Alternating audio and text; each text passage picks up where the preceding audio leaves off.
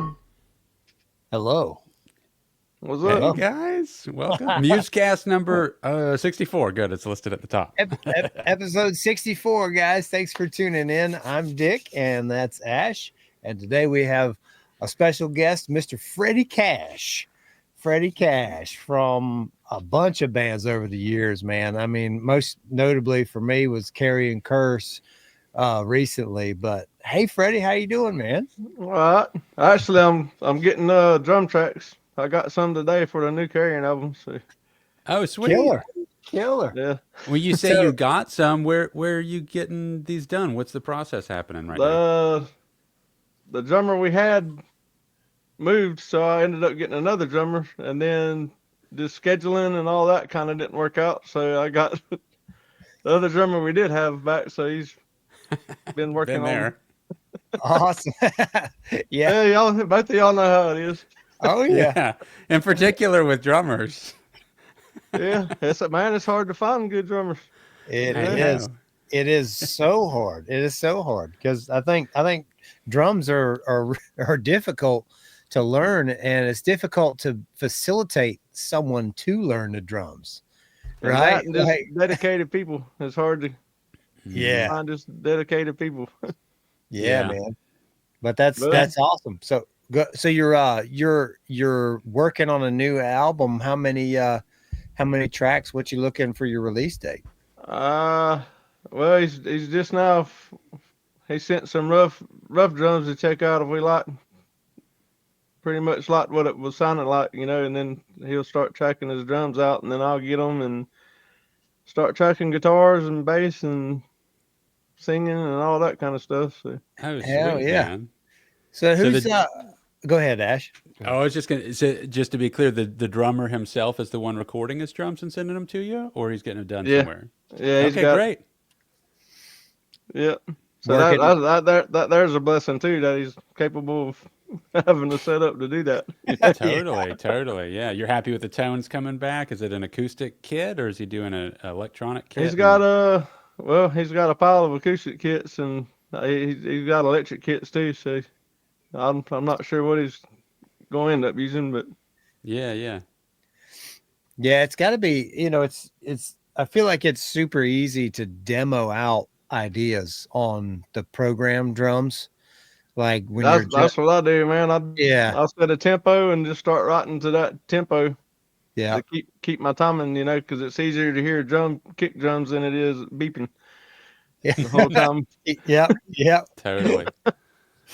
I've done it. So- I've done it both ways where, trying to use electronic drums in a traditional way where, track a guitar to the click and then build a drum track and then retrack the guitars to the drum track.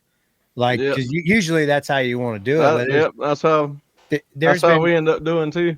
Yeah. Scratch track everything, put the drums down, and then go back and put Then the you good stuff on. So, catch Yeah. the feel of it, catch the dynamics with the drums. Things change a little bit, That's the Co- same yeah. experience I've had going to I've really only recorded at 2 different studios, and both times the engineers had us do exactly that. But we came in with scratch tracks, and in fact, when we went to Applehead, New York, we were using the scratch tracks, and then for what, I can't remember what triggered it, but for whatever reason, a particular song, they're like, hey, why don't you just get in there with him? Why don't you guys go ahead and just jam along? And we're not recording you guys, but I think he's going to hit this song better. So that was pretty fun. We actually got to live record it, but only the drums were really being laid down. So it's and we were just playing through headphones, so we weren't contaminating his mix. But, our first Driven album that we done, we went to a studio, and that's how we done the whole thing. We just played laying this. it down live. Yeah. Where'd you go? Oh, yeah. Did you go to Lee? There's a guy named Thomas that had a studio and a music store in Port St. Joe. Okay. Oh wow, that's And, a fun place to. It was be either to go recording there or Yeah. North Carolina, and we ended up going there. Yeah. So, Well, Port St. Joe's a lot closer than North Carolina from where we're yeah, at. yeah. That's my favorite place on the planet. It's Cape San Blas is literally my favorite place Yep. on the planet. Yeah. And I used to so go there feel a like lot that's as a magic. kid. One of my friends his parents had a house there, so we'd go every summer. And, Oh, Oh, hell yeah. yeah. I heard That's it. Is it still there? Like I heard. Well, Didn't- when they sold their place down there, one of the hurricanes come and it washed away all the houses out there. And I think Man. it was Michael. where the houses Yeah. used to be, I think the water's up almost to the road now that you used to drive down. Man. This summer I'm going back. So I went right after Hurricane Michael, the year after, I guess. And Yeah. the park was still closed down, so I would always go for the camping. We'd go out on the State Peninsula, St. Joseph Peninsula State Park, which is Cape San Blas, that whole peninsula strip. And it just magic zone. I mean, I've had like so many memories that I came back with that guided the rest of my life. Just magical experiences out there, right? And yeah, it got washed away in a big way. You couldn't even get to the rest of the peninsula. They were going to be building a bridge. And I haven't been back since, and that was years ago. That was Hurricane Michael, and I'm like, that's what's missing in my life is I need to go back to that spot and connect with myself again. Like not like I feel like there's just there's a magic that I would get from that place that I would come back with, and it would just give me this fuel creatively. Yeah, So it's like sitting on the riverbank, man, listening to the water and animals. You know? oh, absolutely, there ain't nobody around. Just absolutely. Yeah. What river do you like? I got the Wasissa, the Ikefini. Yeah. Mhm. The I'm about Osceola. 20 minutes from the Wasissa. How close are you to the Wasissa? Well, I'm in Athena now, so I'm like 15 minutes past Perry. So Oh, okay, all right, yeah. Yeah. You're out that way. You're a little ways out there. You're a little ways out there. The Wasissa is beautiful though, man. Yeah. The headwaters of the Wasissa right down there on 59. There's a little swing out there. That was years back. The last time I was canoeing there was when I got a 80-pound German Shepherd named Kenai, and I had him as like a juvenile puppy. You know, he was at that age where he's almost full grown in his height, but he's all skinny and paws. And I had him in the canoe with me, like training him to be in the canoe. And then I realized this might not have been the best idea because, you know, there's gators all around. I got my dog. Oh, yeah. I'm like, oh crap. But yeah, they like dogs too. yeah. But no, everything was fine. Kenai's 10 now. This was like 8-9 years ago. But yeah, that was we went down some side canal down there off the Wasissa. Yeah, they got the old slave canals. Yeah, what they call them. Yeah, I've been down the What's bad about that? The banks in some parts are about this high to you when you're in a boat, and Yeah. there's like a 10-foot gator laying on it. He's up there. He's up there. He just goes across the front of the boat, you know. Isn't that crazy that we do kayaking? You know, you're just an inch off the water, and we're going by gators. I mean, people think on the rest of the country think we are fucking crazy. You need to buy you one of those clear ones. You seen the clear ones?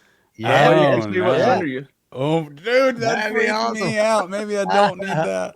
I would panic, man. I would panic. No, they're so calm. Like you got to really try. I feel like to get attacked by an alligator. Like my fear is we were chugging along.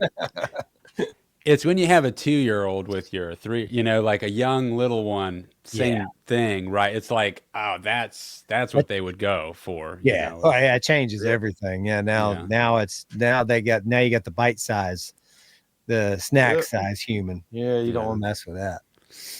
But it's beautiful out there. It's like one of the last real wildernesses in Florida. Like I've been down the Slave Canal where you're talking about. One of my favorite places in the world is a place called Half Mile Rise.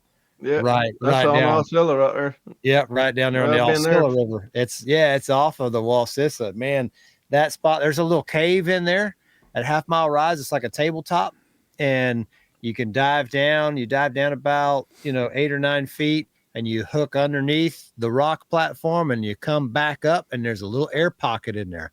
And that's one of the scariest things I've ever done. Was a buddy of mine told me, hey, you can dive down and go in and there's a little air pocket and you can breathe in there. And I said, I'm not much of a, free diver, man. And I did it, went down there with him. I went down, jump up, pitch black, just enough room. I mean, just enough room for you to tilt your head up and take a breath of air. And Can't do it, man. Ooh, it was rough, man. It's really fun though. Yeah, yeah. That's Yeah. too claustrophobic for me. If I had a scuba tank, I'd do it. Yeah. That's how Get brave there and I it'd be am. full of water. Yeah, right. I mean, Jesus.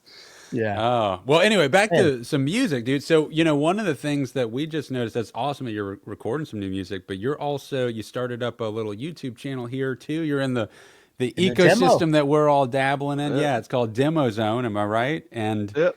And you Yep. are demoing out amps. You've got a lot of amps back there, I'm seeing. Yeah. I got it Man, all in. man, Freddie, walk us through a couple of your amps because I see a lot back there. I see Marshall, I see Mesa. Like, take us on a little tour and tell us what's what in Freddie's Open them amp all up. there. Let's see the circuitry. Man. I got a Mark 5 in a crate. The Mark 5 Yeah. I got from Rob Barrett from Cannibal Corpse. Oh, wow. Really? The dual 3-channel old triple. That was actually my first Mesa head I bought. Wow. That's a Rev F triple rectifier on the bottom. Hell yeah. That's a rare amp, and it's an early one. So what's the Rev F mean? Hold on. Like, I'm not a Mesa guy. I'm not super familiar. So explain what does Rev F mean?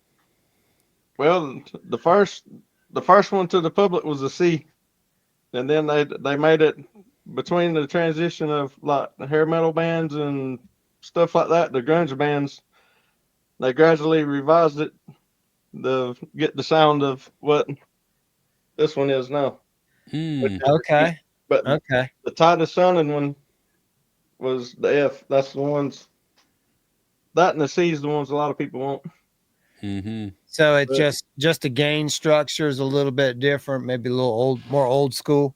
Yeah, it's a lot tighter. You don't have. It's not as like boomy on the bass, but everybody runs boost pedals in front of them, and that tightens the bass up. Oh yeah, yeah. So you just turn the distortion down on it and turn the gain up, and it tightens your bass response up. Right. And it gives you a little bit on the strings, like when you're picking the strings, it gives you like a little something that you don't get just straight through a head. And it works on solid state. It works on Marshalls. It works on nice. everything. Hell yeah. So the top Marshall right there, that's one like Chuck Sculdiner used in Death. This Marshall here was Deicide Once Upon the Cross amp. That's the one that they used on that album. And then that's the old Crate GX 130 like Cannibal Corpse used for a while. And that Marshall cab and that Mesa cab both come from Deicide. From Deicide? Yeah. And I recognize that Mesa cab with the diamond plate on the side of it. You guys had that at the rehearsal space when we shared a drummer and a rehearsal space for about a year there with John. Yeah. John Hoganson used to be the drummer for Carrion Curse. Cannibal Corpse. Yeah. John's a good dude, man. John's a great guy. You had Dale jamming with you too. Yeah. That's a new reissue door rectifier. That thing is awesome, man. That's that brand new one, the one they just came out with? Yeah, it's a mix between an F and a G. It's got like the best of both of them. Wow. Yeah. That's a single on top. And then I got a Badlander and a power amp. Hell yeah. Jeez, Bunch of guitars. Got a closet full of them in there. And I got an ISO cab too in there. I use it a lot to record with. Is that one of the original ISO cabs, the Randall? It's a Rivera. Oh, Rivera. Maybe that's what I'm thinking of. But it don't have a boxy sound. I bought the unloaded one and I put a copperback Celestion in it. It's like a neutral sounding speaker, so your amp sounds more like your amp does. And when I turn it on at like gig levels or recording levels, then my studio monitors are louder than it is. Really? Whoa. That's super cool. Yeah, because it was well worth the money I spent on it. Yeah, when the ISO cabs came out, they were like the weird it was almost like the bridge between bands using, like a lot of bands use now, like what you have, Ash, that the Fractal F9, like a Yeah. like an emulator pedal, but kind of before that transition where some guys were using, like Meshuggah was using the pods, and then they switched to the Vedas, and they had the solid state direct line stuff. Slipknot was using an ISO. They were using ISO cabs, just a single 112 speaker in an isolated box that doesn't have any real output, but it's got a 57 set inside of it at just the right spot. Plug it in, and like that's kind of like the beta version of running a direct line. Is that the 4x12 with 112 in it? I think the Randall had a 4x12 slanted cabinet that was ISO cab, but you can mount the speakers in the side of it, or Really? the mounts go in the side of it. Uh-huh. That's how you access it and all, but it looks like a standard 4x. I think Ola's got one on his YouTube. He played with one time. I think that's who had one. Okay. Yeah. No. Or that England. Yeah. But that's the only one I've ever seen that way.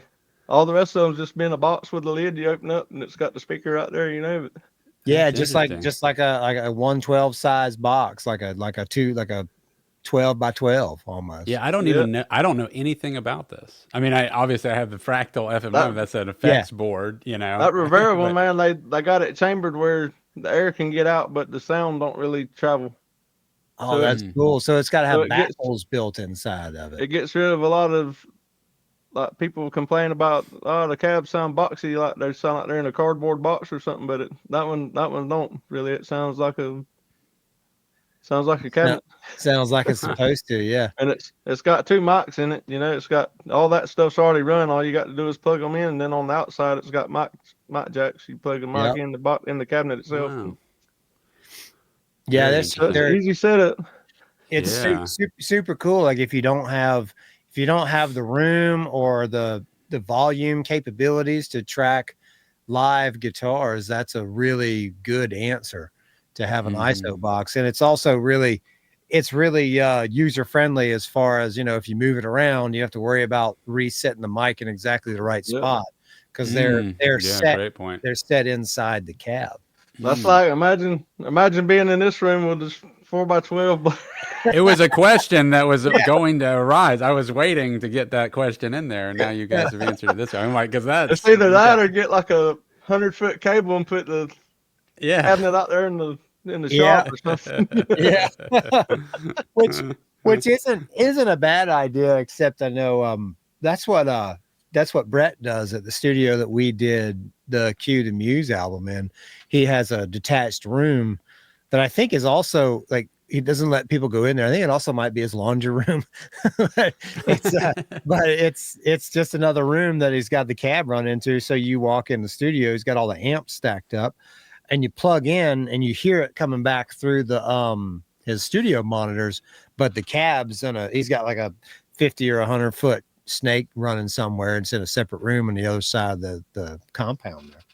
Yeah, the studio we went to with Driven, they had, like, on the wall, like, they had all your connections there. You could plug into the wall right there, and it would run. They had everything labeled, so it would run to wherever this was that you was hooking to, and where he had a cab room, a drum room, and then a live room.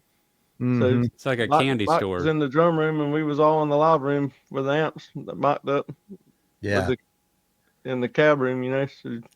So Freddie, you mentioned the Copperhead. I've never used a Celestion Copperhead before, but you say that's like a neutral speaker that lets you hear more of the amp breathe. Yeah, I never heard of it until I was looking at getting that cab and was reading, see what kind of speaker. Cause I got a pile of V30s, you know, and it's like I want something different than that, but I don't really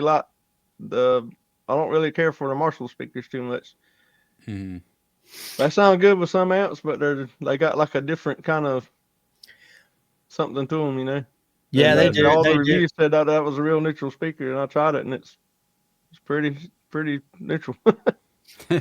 Right on. I'll have to try it out, because I know what you're talking about with the Marshalls. I've got two I mix matched all my cabs, so they're not all what they used to be. But I have one Marshall cab that still has the four.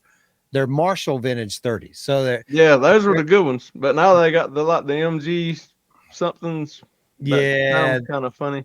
yeah. I'm not a big fan of the Marshall, the MG stuff with Marshall. That was like the solid state line, I think. And but the one I got two cabs, and I've never actually played through a Mesa cab vintage 30. Jeff, my guitar player, has one. He bought Dale's. So Jeff, Yeah.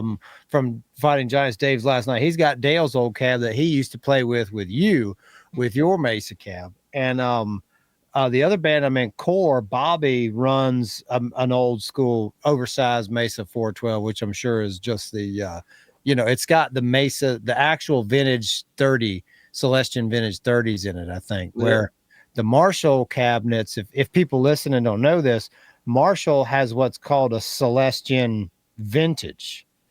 It's not, it's a vintage 30, but it's like the Marshall edition. And they're a little bit different. Some people like them, some people don't. I like them on certain amps, like you said. Yeah. Like some of my amps, I love it. Then like the Marshalls sound great through the Marshalls, and yeah, and like some of the PVs sound great through them, but they just have like some amps just have like a weird kind of some motion. amps are some amps are picky. My Splawn is the little bit picky with the speaker combinations. I'm not a huge fan of my Splawn with the straight cab with the vintage 30s, but I've got another cab that's an X pattern vintage 30 greenback. It's bright, and the Splawn loves it, and I love the sound of it. But Those are pretty cool amps too. yeah, they're a lot of low end. That dude's he's on TikTok a lot too, uploading stuff. He's pretty cool to talk to. Scott, it might be the guy that makes Scott. Yeah. Scott Splawn. I'm not on TikTok, but he's a great guy. He's like one of the last, like his company, I feel like, is big enough that they make some of the best stuff on the planet for guitar amplifiers, but they're still small enough that you can message him and have real conversations with the guy who's building the amp. That's like Kaler, man. I like Floyd Rose. I like Kalers too, but I ordered some Kalers for builds I was doing.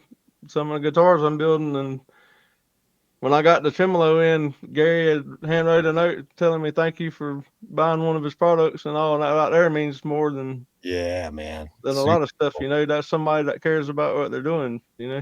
And talk about a renaissance man. You're building your own guitars too. Yeah. You do it at your house? You have a shop at home? Are you doing it? That's killer. I hand build some of them, and I got a CNC that I do some of the stuff with that too. Either way. And these are just personal use guitars, or you're heading in the people direction buy 'em. of? Oh, you do sell them? Oh, okay. Do you have a website? That's awesome. I got a Facebook page, but I'm still getting models down right now. So you take orders and then you build it, or you're building them and then selling them? Okay. Well, you got to give us all that information. We'll put it in the description so that way people can find all this stuff for you. You better get rich, man. I'm kidding. I'm kidding. I'll tell you, it's a lot of work, Oh, dude, that's a tremendous amount of work. I can only imagine, Freddie. How long does it take you to build one? I mean, if you from start I could work on it every day, it would take a couple of months. So like when you order a custom guitar like with BC Rich, and they tell you it'll be 8 months wait time or longer, you got to figure there's people ahead of you, and plus every time you glue something, that's 24 hours of waiting. So, that's a good point. So it's like it is a lot of. So it's helpful to have maybe a few that are going at a time would be the that's goal, right? Yeah, that's what I usually do. I'll cut a bunch of neck blanks and Brian Hoffman, that was in Deicide. He's working with me a little bit too. So we'll be building some of his designs, some of the Hoffman designs, and these are all electric guitars. Yeah. Okay. Yeah. I'd like to build acoustic too, man, but That's a lot. It's a different. I It's a different understand. animal, huh? It's a whole different thing. Yeah. Go on YouTube and watch a tutorial or one of them videos where them people build one from start to finish. And Yeah, yeah. there's no telling how long that takes, on top of Yeah. it. But there's so much to that's got to So be dead on. Gary Hudson, he makes Folkstone guitars, I believe is his brand, right? And he makes acoustics. Have you ever played? I've never played one of those. I never played one either. But I was taking my guitars to him to get them intonated for a while, and then he really he liked. It's so funny. I have this whole history with. I have an ESP guitar, right, which isn't it's an EC 1000. It's not like to some degree who cares. However, it was the first guitar that I learned how to play electric guitar on for real. And I got it at Music Exchange, which before we started this little podcast, we were talking about Music Exchange, and I was guided to get it. I ordered it in the mail. My gentleman named Mike Sherlock that was in the tech shop back there is who recommended it to me. And I, cutting way into the future, I had it with Gary a couple years ago when I met him, and he wanted to flat out trade me one of his custom guitars for that guitar. But we're talking about my first guitar. It wasn't for sale. Yeah, But I knew that the value was way beyond what I had paid for this. Sometimes the money's not worth it. It's just not, man. And that same guitar was, I have a Gibson Les Paul Gold Top that's, in the Key of the Muses show. The ESP is in the music videos too. But when I've gone to both studios, they gravitated to the ESP, and they're like, man, this guitar is just great. And I've never forgotten that, And then Gary tried to buy it from me. So it's like people that know their stuff all gravitate towards this guitar. I didn't know what I was getting, dude. I never even put it in my hand. I barely knew how to play guitar. I was so lucky that I ended up with this one. The way this one came off the assembly line, right? Yeah. Sometimes because it's an assembly line guitar. It's an LTD EC 1000. That's right. And that's one of the most popular guitars. I had a out seven string one with an Evertune in it. Okay. Yeah, man. But it's like those every now and then there's like one in a million because there's literally millions of them, right? Yeah, you get that one in a million that just comes out and it's perfect. Like it plays. The way it plays, it is the most comfortable guitar that I've ever played on. It's more comfortable than my Gibson, but as far as the actual tone, there's just no denying that something's going on with the Gibson Les Paul that I just like. I wish it stayed in tune better. Like the ESP stays in tune way better, but the Gibson just sounds so good when it's in tune. Probably you and every other Gibson player. Is that a thing? I think it is. I'm not super familiar. I think it's like something with the patent. Brett could explain it better than me because he actually knows more about what it is. But Gibson, Brett Hessler, Gibson's patent for the Les Paul has a flaw in the way that they intonate, and it's a combination. It's a combination, and I'm some nerd out there. Please correct me. You want to buy this guitar off me, man? Tell me how wrong I am. But I don't need this thing anymore. There's just something between the way the headstock is strung and and where the bridge is positioned. Okay. That every Les Paul ever made is like that because that's how the patent. It's the exact dimension of the patent. And it's too difficult for them to change the patent. So Brett's the guy to ask. Somebody else, I'm sure, probably knows. Anybody listening, please chime in. Tell me I'm wrong or tell me the right way to say this story. But that's what I've heard. Interesting. Now, does that mean that nobody wants to play Les Pauls? No. Everybody wants to play a Les Paul because they're badass. Dude, they're so fucking heavy. Yeah. Somebody that's got a bad back. That's another thing. Like the ESP is winning on all fronts, minus tone compared to the Gibson. It's like you got to work. Cameras are extremely similar, and then I've got this. Well, you can't even see it right now because I got it all cropped in. But I got a big ass red camera. This is the same camera they used to film The Hobbit with, right? This thing's epic. And then I got these smaller cameras like I'm using right now, and I find myself using these smaller cameras more often just because there's so much more practical. It doesn't hurt your back. You can rig them out and all these fun toys for stabilization and moves and overheads. But at the end of Guitars the are day, probably like drums. You know, the older Oh, they yeah. get, the better they sound. You know. Yeah. well, and that I think that there's something to that too. Whereas maybe that's not the case with the camera world because they gradually, I think, deteriorate with the chipsets. I believe. I don't know. I haven't seen necessarily an image degradation, but it would probably happen so subtly you wouldn't notice per se. But at the end of the day, like working with the red, it still ultimately has the best image, but you got to do it eats batteries in 35 minutes. It's heavy. You know, you've got there's just so many, it doesn't have autofocus. It has no auto features whatsoever. It's all manual. You got to work to use that thing for this edging of sound quality, like your amps and all the shit we go through for that imperceptible thing to the normal ear that only Yeah. geeks like us notice, you know, and it's like, but it's worth it because there's some magic. There is a magic when you really need it. You don't know that it's better, but you just think, hey, that's just better. Yeah, as an average viewer or listener, it's like, I don't know, the album sounds amazing. I'm telling you, that's why. You can't tell when you hear just side by side per se, but when it all comes together, that little extra thing on top of little extra thing with the highest quality stuff, it adds up and it makes something that's undeniable. But it's hard to explain that when you're just listening to it soloed out, you know, or viewing a camera soloed out. It's like you really got to see it come together to know there is just some magic that's happening here. Oh yeah. Like the side by side, you're looking at the side by side view of the red versus the Canon. Yeah, it's almost imperceptible. Yeah.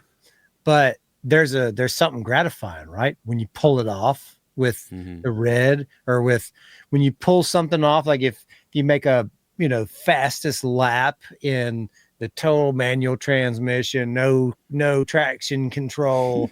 And that's kind of what I'm picturing when you talk about your cameras. It's like you got the guy in the Benz with traction control, launch control, you know, all this fancy stuff, and then the guy in like the 69 Camaro with just a 350 and a 4-speed, you know, and a good clutch, and you know, just wailing on it. That's just something about it. Yeah, just something about it. Yeah, it's got the, you got to have the cool factor, because that still matters these days. It's dwindling, I feel like, but the cool factor, the amp stacks, real speakers, you know, get your DI. That's why I got rid of my Kempers. Oh yeah, I had 2 of them and got it's especially like live. They sound great. You get consistent sound everywhere you go. Yeah, but there's no air getting pushed behind you. You take one of these or anything you got, and you hit something with that, you feel it. You can feel it, you know. Yeah, it's moving the room. It's literally moving the room with you, and it's you feel it in the stage, you feel it in your body. Like there's something to it. It's still there is. Ash doesn't know anymore because he plays. I know. I went to the dark side, but I'm not like you're still running. Hey man, you're the still reason running. I got all that, you know, it was like simple rig, light. Yeah. You know. I'll tell you what set me over the edge was, and Dick was trying to say, I am still running it through a tube amp, so there's still a little bit of that touch. That probably helps a lot too. I think I never run any of that through tube amps. You know, the Kempers and all that I had, but I did it out of necessity. You know, I don't have a solid state anymore. It broke, which was kind of the catalyst to get a tube amp. And then when I decided to give up on my analog pedals and go for this, because all the Kill Clouseau days, that was all like a Boss GT8. I first started with the pods, and then I went to a Boss GT. I was always multi-effects pedals. One click, change 5 sounds in 1 click, because I needed to do that for that progressive bullshit. And then I missed that the whole time with the analogs, and then I've gone back over to the fractal. But I do miss it. You know, there's something that is a little bit different. Like I'll feel like I have a great sound some nights, but I don't know, because I'm not playing loud. You know, I haven't gotten to play a show with this shit. You know, I haven't played a show in like a decade. My thing with live, man, is that I never get monitors. I've had monitors one show, the very first show I played. That's it. And then when the Warrior upgraded all their stuff, Yeah. when I got the new PA and all. I had Yeah. monitors for 2 songs, and then the power went out. Oh no. So I'm like, as long as I can hear the snare drum, I'm where I'm at. Yeah. Oh man. Yeah. I think I might have to. For me, I'm so dependent on hearing myself to a fault that I might invest in like in-ear monitors or something. I went. When I- I just saw 6 Feet Under in Pensacola and hung out Yeah. with Chris pretty much all day and night and morning. And that's what he was showing me. He's got the in-ears. He told me you need to check them out. But Yeah. I've always said- been interested. he in said it. it's not Just- bad, because I asked him. I said, "Is it weird like when you hear yourself? You know, Yeah. like when you hear yourself singing and all?" And he was like, "It's not too bad." Yeah. Yeah.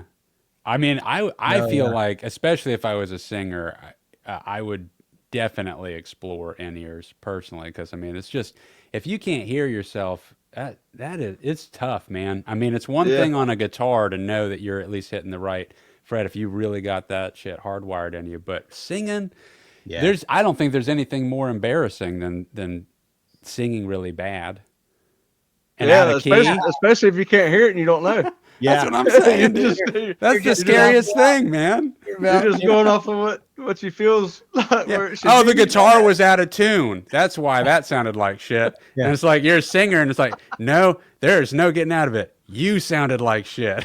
You know? Well, Yeah, I've had plenty of shows like that too, where everything was Yeah. just a shit show from the Yeah. time I started playing. Sometimes you know, right? As soon as you walk in the door, you know, oh, this is gonna be bad.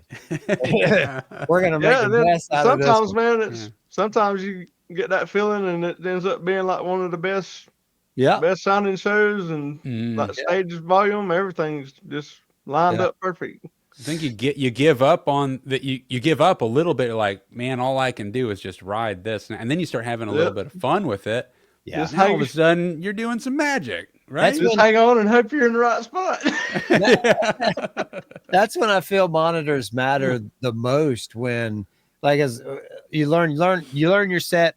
For me anyways, you learn the set, perform the set, you kind of like get on autopilot, you know. I do anyways. Like Muscle memory. I come once the curtain goes down or whatever, like my mind goes on autopilot. Richard ain't really at the wheel anymore. Richard is just like cruising, you know, just chilling, and the body's doing what it knows to do.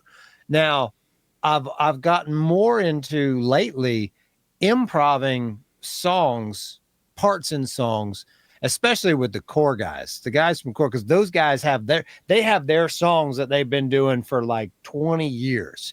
Like they got it. Those guys got them locked in, Bobby and Worm and Jason. And my freedom in that band is I get to add kind of whatever, they let me add whatever flavor I want. And so like sometimes I'm like, man, I just feel like throwing a little something else in here, a little something there, like, and that's when it's really nice to have the monitors, so I know I can do some improv in the sections and feed off the other things that I'm hearing.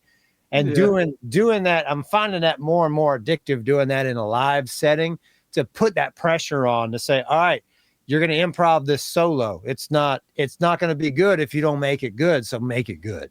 Right. Like don't do something dumb. Like at practice, I do dumb stuff all the time. And I'm sure some of them guys are like, man, it's really, I had good. Sometimes your good ideas come from that, you know. Yeah. Sometimes Yeah.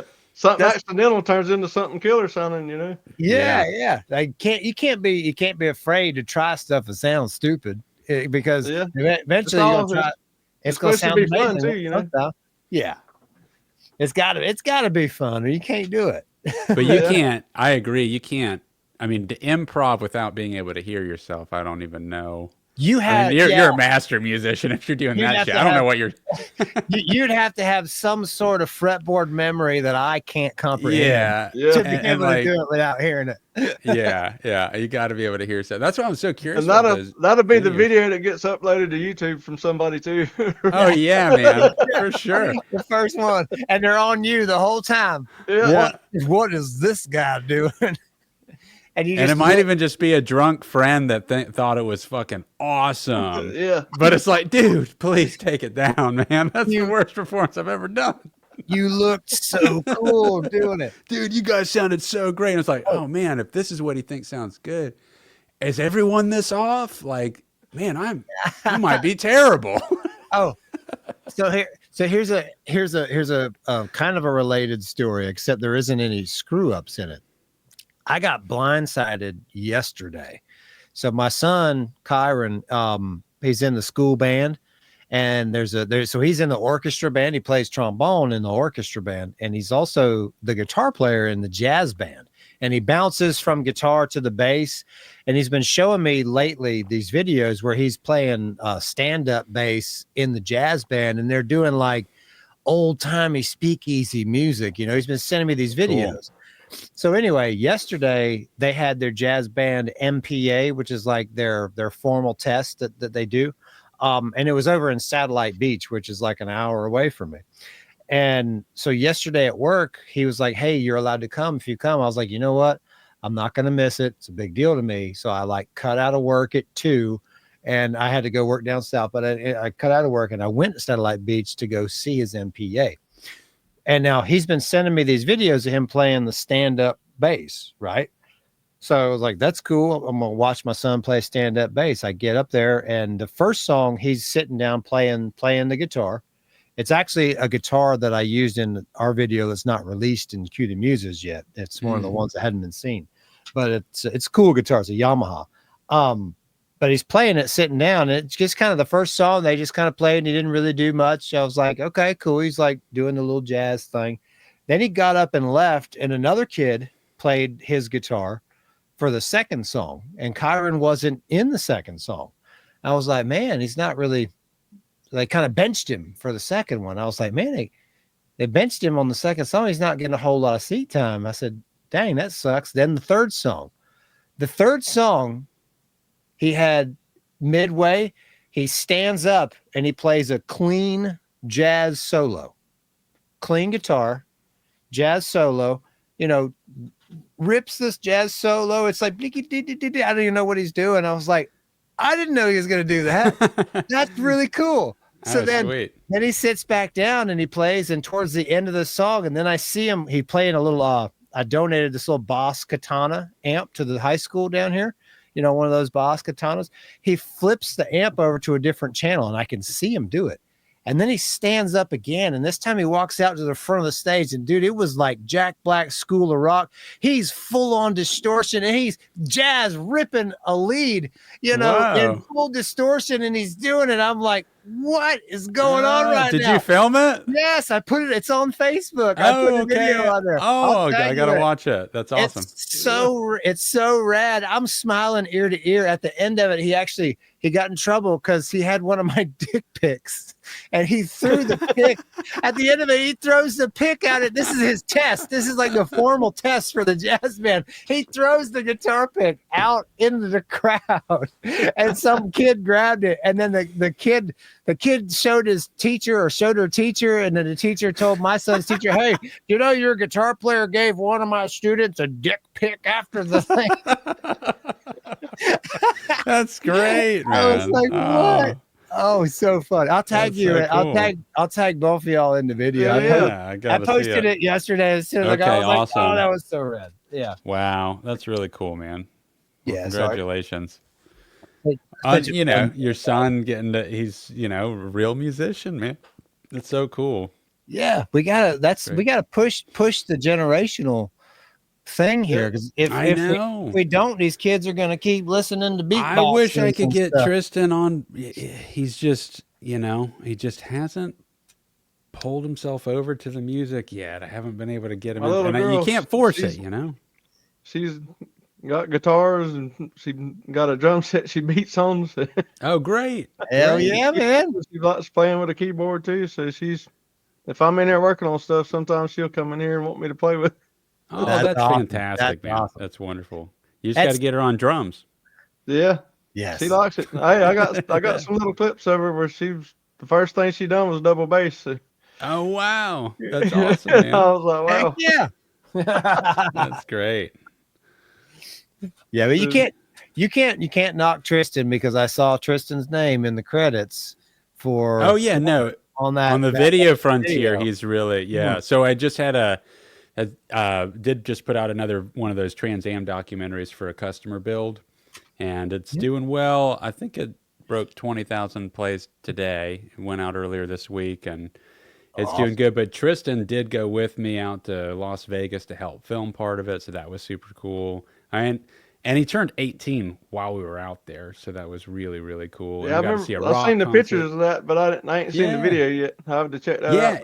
Just came out. It's a 23-minute film. It's fun, man. I went for a 70s vintage vibe on a lot of it. I kind of did a little Ocean's 11-esque at times. Like, I don't know. I tried to come up with these like little cues that make it a lot more fun than just being a product videos. That's what's so cool is that these are like actually documentaries at this point with what I get to do over there. So it's super fun. And You're definitely good at what you do. Thanks, buddy. Yeah. It's a lot of work, but I know, really dude. do love it. Just doing a YouTube video for me is a lot of. I was going to ask you, what do you think about it? I can imagine how a hour long or 30-minute. Dude, I literally, so it's a 23-minute film, right? Documentary. And just the editing, it was like 10 weeks. 10 weeks of editing. And we're talking about 10-hour days, 6 days a week.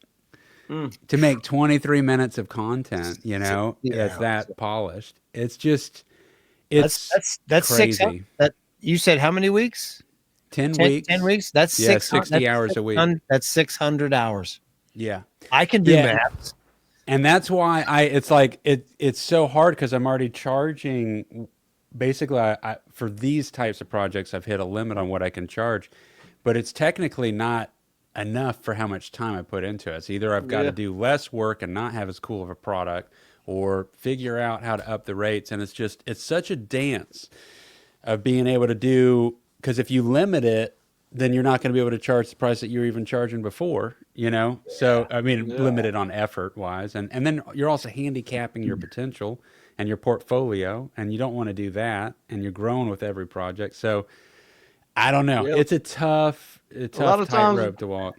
A lot of times when people complain about that, like the price of things, they don't think about, like with you, how much time you spent doing all that. All they see is the actual video. They like, all you got to do is film it, but they don't think about 600 hours of time you spent. Absolutely. And that's just the editing. So what about the filming? Yeah, totally, man. It's I get excited about the money I can make off of these projects, and then I look back and it's like I don't even want to figure out the hourly rate at the end of it. And it's like, and people like are a little shell shocked at a price like, what I charge, but then they end up paying it, but once they get it. But it's like I'm hitting like limits on prices that I can. And not only that, man, it's the cost of your equipment too. Your cameras, your mics, your everything. Yeah, dude, I've invested. I mean, I don't know. I've probably over $150,000, maybe $200,000 in equipment over the years. That stuff depreciates really fast in video land, unfortunately. But yeah, just doing that over the course of time, and I've made plenty more money past it. It's worth it. But it's super expensive, and it's just really hard to get all that lined up and explain that to people whenever you're first. And that's what, it's funny. Last thing I'll mention about this, because it's like you think that you're going to get, as you get better, you're going to get faster. You'll be able to crank out more material. But what really happens is you get better and you figure out how to do so many more things that you've added like 50 more things that you've got to do to every video you do to know how to do it. Right. So you just actually end up coming with more processes that, that's how they got it to look that good. Okay, so I got to do that every time. And so now there's no escaping knowing how much you've shortchanged something if you don't do all those processes. And that's unfortunately been part of what's happened even with the music videos. I love making music videos, but to get them to come out the way that they have been, it's that time consuming. It's so hard. Bands can't, unfortunately, afford how much time I put into it. So it's like, it sucks. I'd love to be able to make more music videos, but I just can't afford to. You can see that. You can see that in today's music. I've made it a point in the last couple of weeks. I've been watching a lot of music videos, trying to like learn about new bands, watch like see what's out there, see what There's some people are great doing. stuff happening right now. There is some great stuff, but there's also a trend right now. There's a trend right now with music videos that are monocolor background and monocolor foreground, whether it's a silhouette, you know, and I'm not knocking that. Josh Ivester's band Tragic just released a video that's exactly that. I think it's a red background, white characters. They do white and then they go to red. Yeah. And so there's a lot of like one of the newer bands that I just got into that's actually an older band. It's an old new metal band, if you remember, called Il Nino. Remember Il Nino? Yeah. Oh, yeah. So Il Nino, and I just heard about this new band. There's a band called Lions at the Gate. And Lions at the Gate is Christian, the vocalist from Il Nino, and Rue Luster, one of the guitar players from Il Nino, who was also a guitar player for Machine Head at one point in time. And that's where I met him when they played at Floyd's when he was touring with Rob. And Rue's a great guitar player, great dude, super nice guy.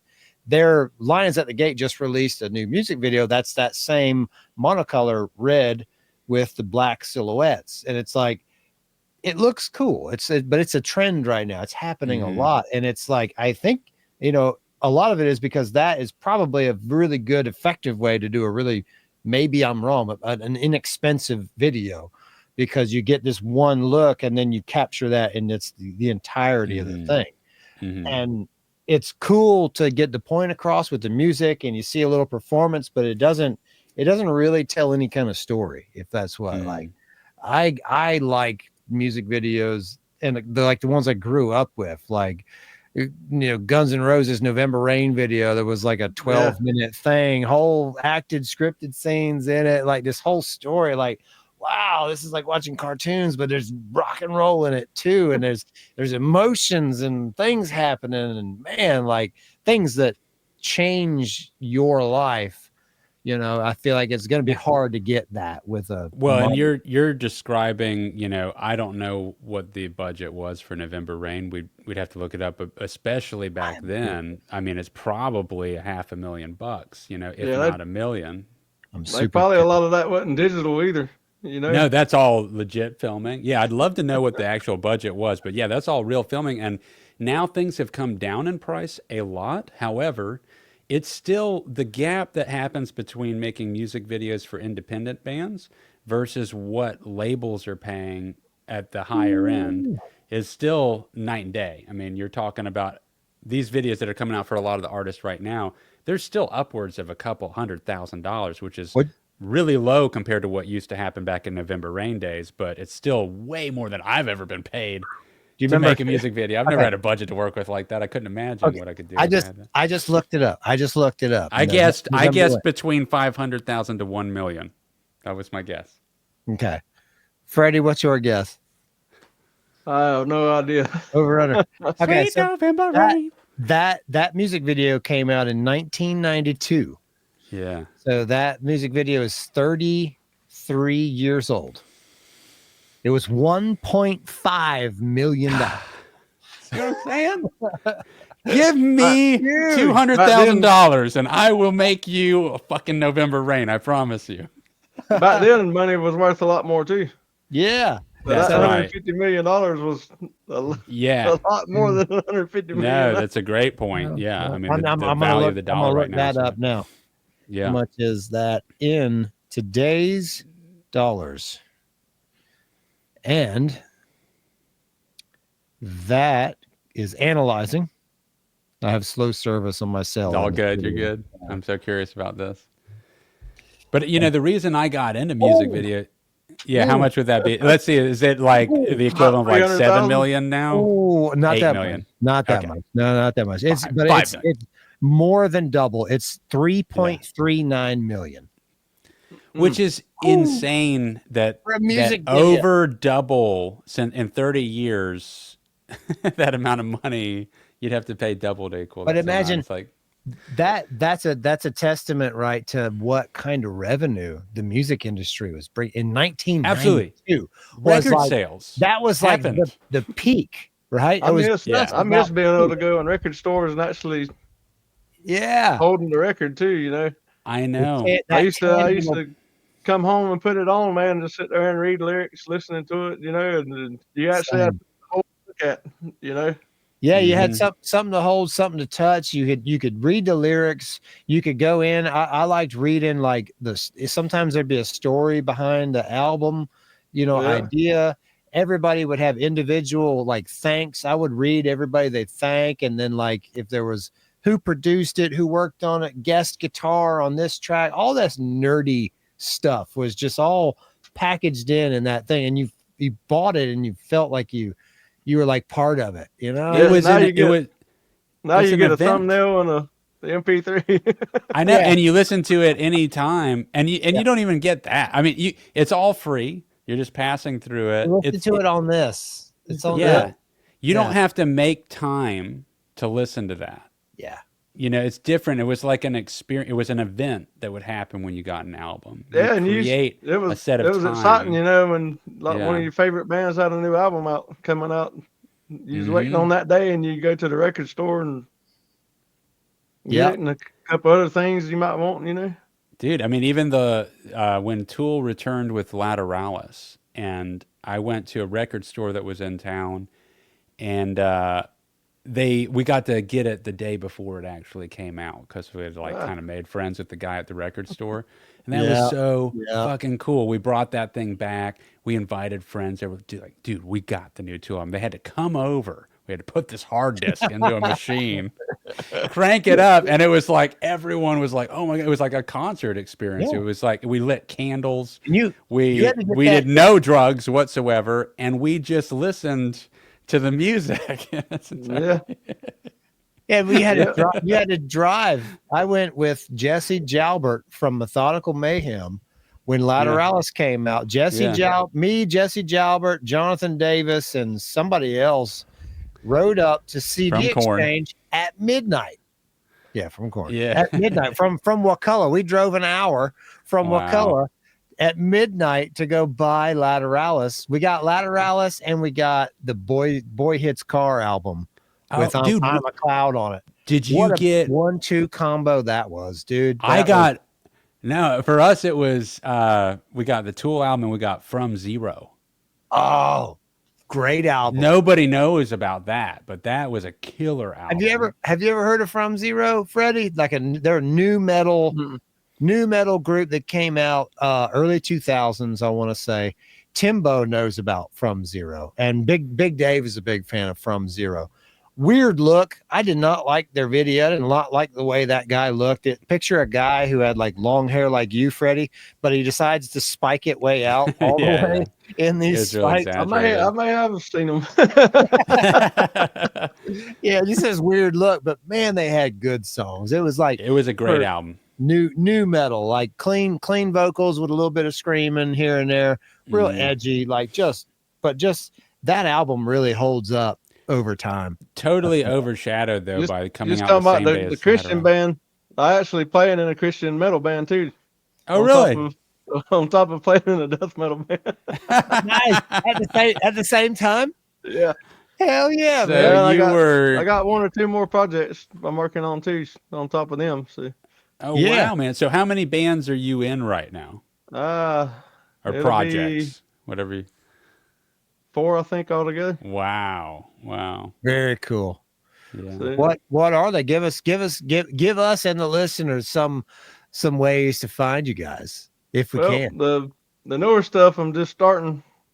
Don't really have a name yet, and the Christian band don't have a name yet, but it's from like one of the songs I wrote. It's all pretty much clean, and it goes from that all the way to like death metal-y type riffs, but it's not going to be singing like that. It'll be like Clean, a little heavier vocal. singing, but not, and some cleaner singing. But Yeah, but not so not. I was asked not to play in it, and I said sure. So, heck yeah, man, that's awesome.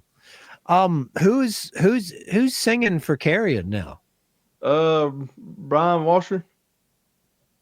Brian Washer, not Brian Williams. Brian Williams used to sing, right? Yeah. Brian Williams back in the day, and then I don't know who Brian I went was. to graphic design school with Brian Williams. Yeah. He ended up in there. Yeah. Is he Perry local down there? He's in Tallahassee. Tallahassee? Right on, man. Yep. You he know had his own project called Dead Stuff, I think. Dead Stuff. I think that might have been the name. I might be. That's a pretty good I name. might I be like that. missaying it, you know. But I dig it. I like it. If he didn't take it, I'll take it. I'll put That's on the something. that's the kind of name. If I see it in a list, I'm like, I gotta hear this. I'd listen Yeah. to it. Yeah, it'd get me there. I think my favorite band name that was local was Blackest Nights of the Darkest Apocalypse. huh? I think that's what they were called. The Darkest Apocalypse. Yeah. I never heard of them. They were pretty good, man. They were metal, and it was Spike Mont. I don't know if you knew Spike Mont. He used to also work at Music Exchange. Yeah, Yeah, that was his metal band, and it was. I think that's the name. Was Blackest. You remember it? He's a really nice guy, super nice guy. Yeah, Blackest Nights of the Darkest Apocalypse. Yeah, I used to love that store, man. That Music Exchange. That was. I know. You know what their second band was? I think, if I remember correctly, the name of that band was AIDS. AIDS? Yeah, they were just called AIDS. I mean, these guys swinging a miss there, guys. It's like, what are you guys doing? It was funny, but good God, good luck coming up on a search. Did we all get our first amps from Music Exchange? I feel like yeah, I got a crate amp from there. Yeah, crate. I got crate. We were talking before you signed on, Ash, on the test room. My first amp that my dad got me was a crate GFX 212 from Music Exchange. Yeah, I had the crate 15, like the little 15 watt. Yeah. No practice guy. I don't even know what mine was. It was an all-in-one. You know, it had the effects, a few effects in it, and it was just, you know, a crate amp. Was it 112, 212? I think it was just. It was a combination. It had a 12 and something else in it. Like, I didn't know anything at the time. I don't have it. It's been gone forever. But it was a little wide unit. Had 2 speakers in it. Yeah. I used to have one of those. Probably sounded like shit, to be honest. I think it's. Hey, but back in the day, man, it was cool. All that stuff. Oh, it was amazing. Yeah. And then you I was like, oh my God. Wow, whoa, this is loud. I had the one with the effects in it too. It had like a knob that you turned and it would like the delay, reverb. It had like reverb, delay, chorus, flange, and then magic, man. Yeah. Yeah. I used to have a dolly that folded up into like a little briefcase, and you'd open it up, you'd fold the platform down, you'd fold the wheels out. I'd get that dolly and I'd take my 212 crate and I'd put it on the dolly and I would walk across the street down the road to the neighbor's house where they didn't have a music room, but they had this activity in there that was like, if you ever seen that 70s show when they're all around the table, like it was similar to that. It was always at my neighbor's house. So that's where I would always go with the guitar and the amp to go do that table thing and then like play guitar for like 5 hours at the neighbor's garage. And man, that GFX 212 put some miles on it over there. Yeah, that's cool, man. I think they were great introductory amps. You want something simple when you're first getting started, something that just gets you to explore some tones. Yeah. You don't know what you're missing yet, and you know, just something that's not overly complicated that just gets you there. A guitar that stays in tune is massive. Oh man, you should have seen some of the shit I played at first. Right? I believe you. It can be harder to get a guitar that stays in tune that's relatively cheaper than people realize. You know, I think a lot of people, when you're first starting, you have no idea. You just think that you're terrible, but you don't know that you've got a tune like that's every what 5 minutes. I tell people that ask me about playing, like my kids wanting to learn how to play. What do you think? I tell them, you ain't got to spend $5,000 on a guitar, but it'd be in their best interest to get something decent. Yeah. You know? Because if not, the strings are going to be an inch off the fucking fretboard. They're going to have hurt hands. They're not going to enjoy playing. So then it's going to sit in the corner. They're not going to use it. That's what happens. You know? If it's hard to play and it can't spend $500, you know, or somewhere $400 or $500 and get them something at least decent. That'll. Yeah. And or talk to somebody that knows and can help you find something, because you can find stuff Yeah, people pretty much giving or away, you know, yeah, or used or free or whatever. But that thing on the wall back there, that's my version of Ash's guitar. That's my H250. Walked into Guitar Center, they had it listed for $250, and I picked it up off the wall. And as soon as I held it, felt the neck and felt the fretboard, I said, this thing is something special. It just yeah. it grabbed me, and I said, I bought it right then and there. $250. And I've had it 20 had years. some really cheap stuff that played just as good as some of the handmade stuff I got, you know. Yeah. So My I mean, favorite acoustic guitar on the property is my wife's guitar. She doesn't even really play. It was given to her from her dad, and it was a pawn shop guitar. It's got Dick etched into the side of it because it's just a scrappy guitar. And I asked Dick, I was like, dude, did you ever own this guitar? Because he plays Yamaha acoustic too. And I was like, and he said, no, this isn't mine. I was like, that's crazy because look, it says Dick on it. And it's the best feeling acoustic guitar on the property still. I got a newer Yamaha that's like Dick's, and I like it a lot, but there's still something about my wife's old pawn shop guitar.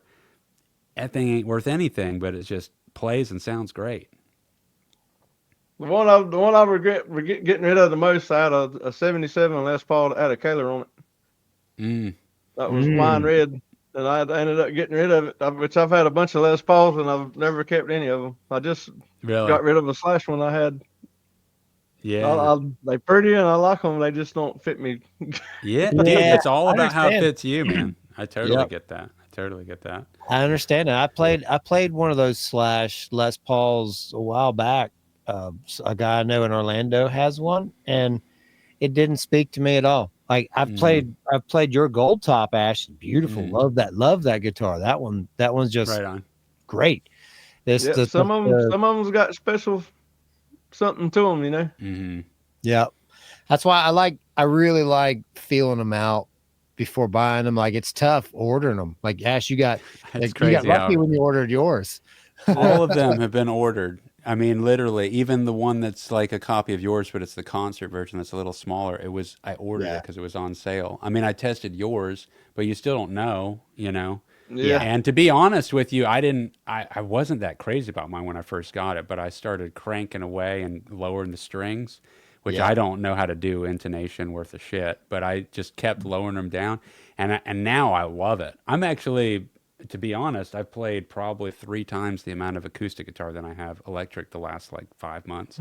And I haven't really cared about playing acoustic guitar for years. I've only played electric, and now I'm predominantly playing acoustic. I love electric the most, and that's what I want to perform with, but something about the acoustic, just being able to pick it up and go right at it right away, I just get to do it more. And and it's also like a bicycle versus a motorcycle. That's the way I think about it. You know, if you can pedal your ass off on an acoustic, every time I hop back on the electric, it's just that much easier. Like electric just acoustic is definitely harder because you got to play clean. That's what I'm saying. That's what I'm saying. You got to do it clean. It takes more physical dexterity of the fingers. You know, everything's a little. You got to work for it a little bit more. It's all you pedaling like a bicycle. But and I like playing those medium strings on the acoustic too, and just really getting the grid and the effort. You got to put maximum effort. That's where I wuss out. I have electric strings on my acoustic, Fred.